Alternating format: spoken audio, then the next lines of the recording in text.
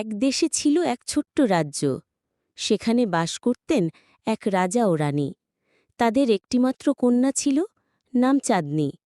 রাজকন্যা চাঁদনী ছিল অসম্ভব সুন্দর ও মায়াবী, কিন্তু তার একটি দুঃখ ছিল। সে কখনো বাইরে যেতে পারত না, কারণ জন্ম থেকেই সে খুব দুর্বল ছিল। একদিন এক বয়স্ক সাধু রাজপ্রাসাদে এলো। সে বলল, রাজকন্যার মুক্তির উপায় আছে। তাকে সুস্থ করতে হলে তোমাদের খুঁজে আনতে হবে এক জাদুর পাখি, যার নাম চিরসুখ পাখি।